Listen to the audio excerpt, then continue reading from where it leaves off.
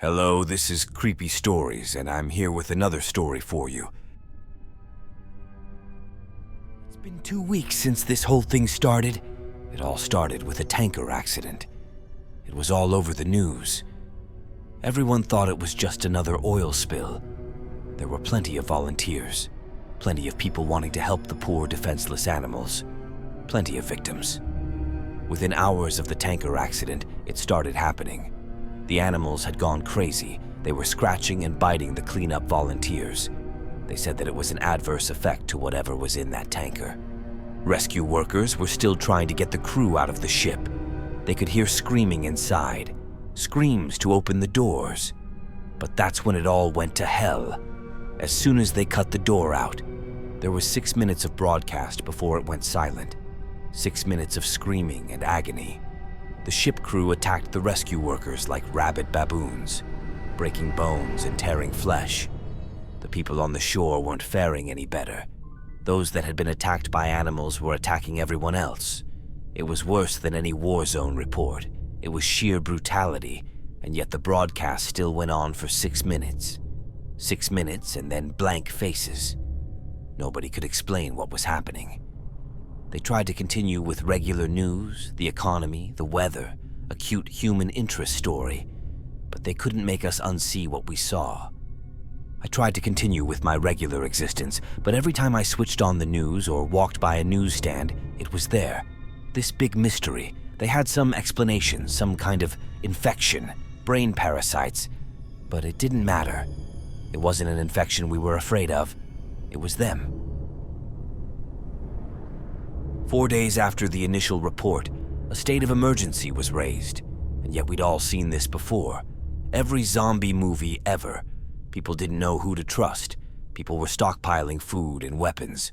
Some tried to flee, but it seems every zombie movie was right. They didn't make it. 3 days later, they arrived in my town. I expected moans, shuffling corpses, dismemberment, but that's where the movies lied. They ran through the streets, screaming.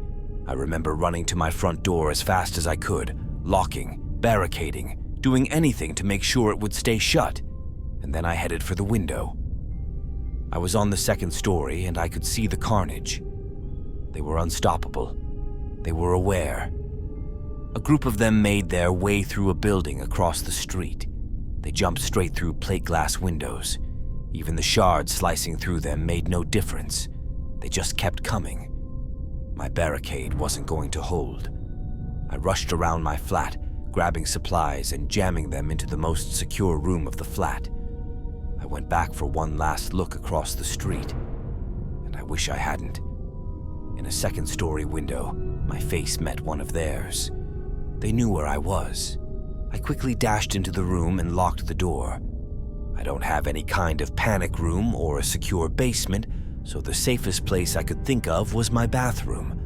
No windows, one door with a lock. I had filled my sink and bathtub full of water, so I could stay for a while. So I sat there in the dark room with the distant screams in my ears. I began to feel like I may have overreacted. It had been 2 hours and no sign of them. It actually got quieter, and I thought they had moved on.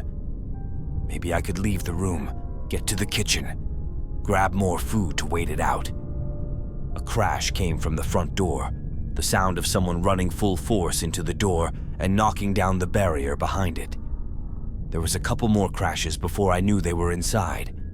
Rapid footsteps moving around the flat, a couple screams, and then a bang on the wall beside me.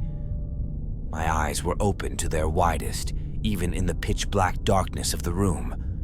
Another bang and another. They knew I was there, and they knew I was scared.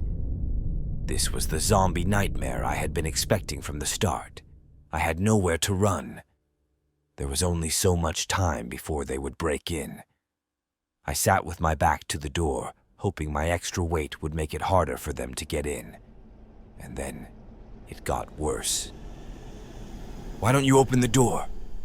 A voice on the opposite side of the door.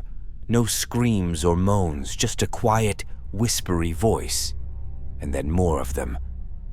"We've come for you." "You'll be happier if you open the door." It's not so bad. The whispery voices became a cacophony of noise trying to persuade me, to break me, to fool me. I had heard that the moaning of zombies would drive people insane, but this was worse. A siren call. I sat in the darkness and hoped and prayed that they'd get bored. But they don't get bored and they don't leave. I managed to use the mirror to peek under the door, only to be greeted by horrible, unblinking eyes, blood-smeared faces, screams, and more horrible whispers. That was 2 days ago. I don't know what to do anymore. Maybe it won't be so bad. Thank you for watching. Have a great life and watch your back.